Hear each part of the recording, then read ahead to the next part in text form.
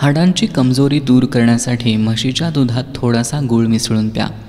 जर तुमचे हात आणि पाय सतत सुन्न राहत असतील तर 1 ग्लास पाण्यात 1 चमचा मध मिसळा आणि अर्धा लिंबाचा रस मिसळा आणि दररोज प्या. यामुळं हात आणि पाय सुन्न होण्याची समस्या लवकर दूर होईल.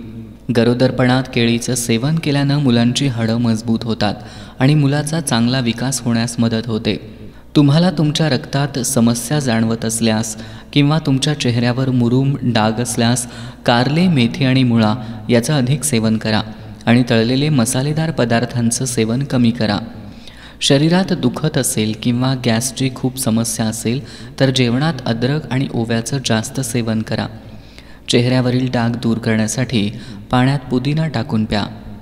जर तुम्हाला स्टोनची समस्या असेल तर कांद्याच्या रसात साखर टाकून सरबत बनवा आणि हे 10 ते 15 दिवस प्या. यामुळं खडे फुटतील आणि बाहेर पडतील. मनुके खाल्ल्यानं चेहऱ्यावर चमक येते आणि शरीरातील अशक्तपणाही दूर होतो.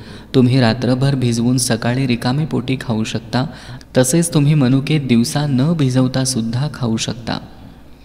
हिवाळ्यात खूप गरम पाण्यानं चेहरा धुतल्यानं चेहऱ्याची त्वचा लवकर खराब होते, ज्यामुळं चेहऱ्यावर अकाली वृद्धत्व दिसू लागतं. तुमचे हात आणि पाय सतत थंड राहत असतील तर तुम्हाला ॲनिमियाचा त्रास असू शकतो. जर तुम्ही वजन कमी करत असाल तर टोमॅटोचं सूप जरूर प्या. ते वजन कमी करण्यासोबतच डोळे आणि त्वचेसाठी खूप फायदेशीर आहे. ज्या महिलांच्या चेहऱ्यावर सुरकुत्या आहेत त्यांनी हिरव्या मिरचीची चटणी तयार करून खावी. यामुळं चेहऱ्यावरील सुरकुत्या दूर होतील. जर तुम्हाला घशाशी संबंधित आजारापासून दूर ठेवायचं असेल तर तुमच्या जेवणात काळी मिरी अवश्य वापरा.